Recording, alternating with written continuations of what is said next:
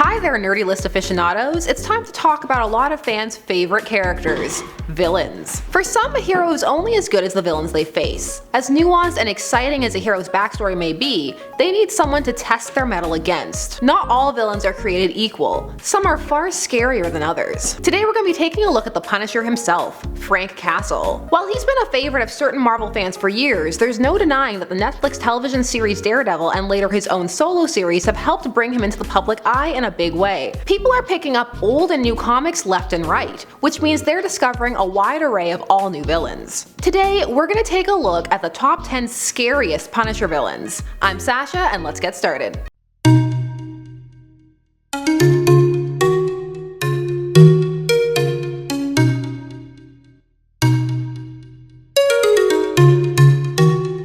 Number 10. William Rawlins of the Netflix Marvelverse. Never forget the multiverse. It allows for so many variations on characters, and it gives us a Rawlins much more involved with Frank's history than his comic book counterpart. This version was directly involved in having Frank's family massacred, the very event that transforms him into the Punisher in the first place. Willing to do what it took to protect his own reputation, Rawlins would let nothing stand in his way, and continue to do so, lying, killing innocents, and being every bit the stereotypical evil soldier. Being ideologically opposed to someone is often reason enough for a clash, but add on top of that the murder of your family, and you have something far more sinister. The idea of someone who could completely change your life and you as a person forever is pretty scary. Number 9.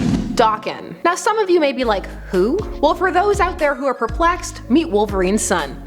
He's gone through some stuff. He's a newer addition, first appearing in 2007 in Wolverine Origins number 10. But since then, he's found a spot in the Marvel Universe, floating from place to place. And this drifting has led him to crossing paths with Frank Castle. In fact, Daken has killed him before, during Dark Reign, while he was a member of the Dark Avengers. Decapitated and dismembered him. Just complete fatality. But don't worry, Frank got better. And he was revived as Franken-Castle. As you can imagine, this led to the two having some beef. I don't know about you, but I'd be tense at the very least around the man who so violently murdered me. Having to go up against your own murderer? Scary stuff. Although probably less so for comic book characters. More like a regular Tuesday. Number 8. Barracuda.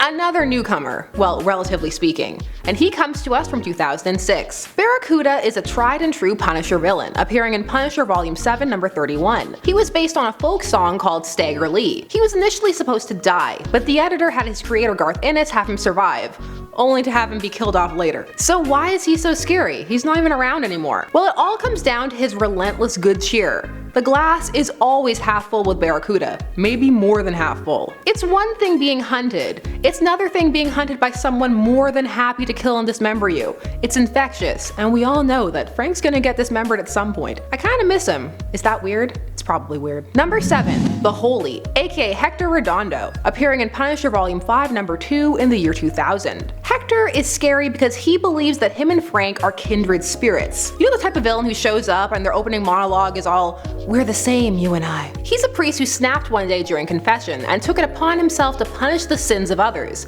He views himself as another version of the Punisher. It's never fun to have to question your mission, although that may be giving Hector too much credit. Still, it's scary to be idolized by someone who you in no way want to be associated with. Number 6. Bullseye. Now, many may not think of his character as a Punisher villain. He's much more tied to the Daredevil. He even made his first appearance back in 1976 in Daredevil number 131. However, over the years, this unstable villain has gone toe-to-toe with many staple Marvel heroes. Amongst them, the Punisher. Well, in his case, anti-hero. Also Deadpool, so anti-heroes. So what exactly makes Bullseye scary?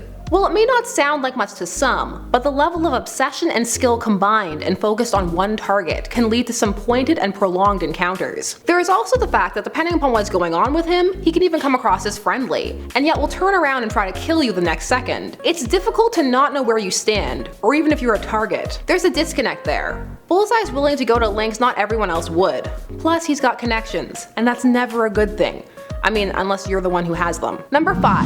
Gnucci. Sometimes you don't have to be around long to leave a lasting impression. Just look at Barracuda. Well, Gnucci of the Gnucci crime family is the exact same. After killing 3 of her sons, Gnucci was out for vengeance against Frank. He killed her sons, she didn't kill her sons. That was poorly phrased. She managed to use her connections to get the police to create a Punisher task force dedicated to taking Frank down. It only ended up having 2 people on it, but still. While not perhaps the most successful of the Punisher's villains, he does end up burning her. Her rage and dedication to trying to kill him shine through. A lot of people want to kill the Punisher, but not all of them are so passionate about it, driven by motherly rage. Also, for a while it looked like she came back to life after escaping from hell, which would have been terrifying, but that was a hoax perpetuated by the elite. But still, for the while that Frank believed it, it haunted him. Number 4.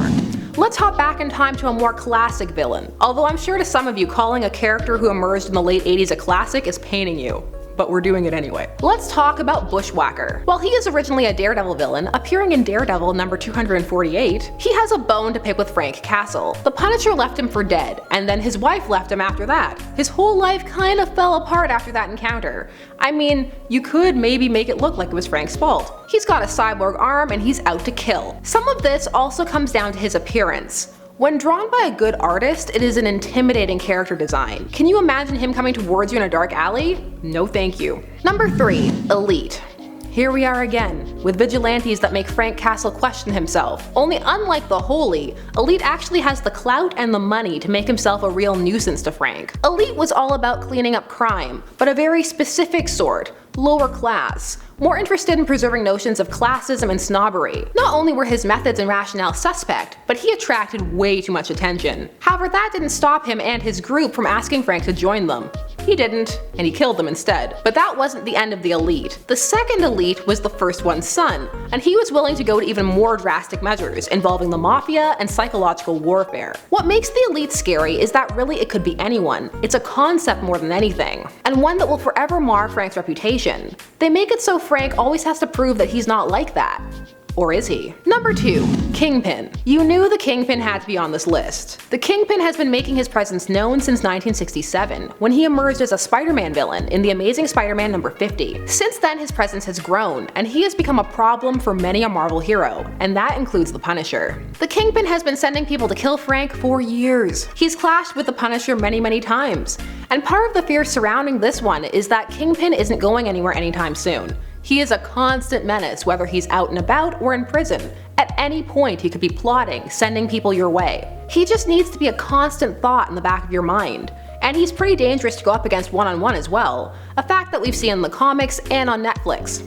It's a lot. Number 1. I'm pretty sure you knew who this was going to be. And it's not just so we can put Ben Barnes in the thumbnail, though that does help. You guessed it, it's Jigsaw, aka Billy Russo or Billy the Beaut Russo for some irony. Now here you get a choice because the comics version, that one film version, and the Netflix version are all different from each other, but they all end up in nemesis status, and really who's scarier than your dark other half, your counterpart? In the comics, these two have a completely antagonistic relationship, and Frank is the one who slices and dices Billy's face, turning him into Jigsaw, which also happens in the series, but there's more there. For me, the true fear factor has to go the Netflix series for one simple reason: the betrayal element. These two were friends, or at least Frank thought they were, and well, they were, kinda sorta. It was complicated-ish. And that complication, that mismatch of emotions, is what can make a foe so dangerous. Ultimately, Frank deals with this in true Punisher fashion,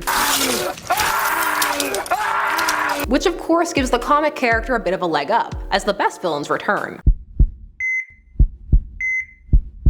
But when you have both versions to play with, it shows you how versatile the characters can be. Jigsaw stands out. He was the villain people were waiting for, and in future adaptations they will be again.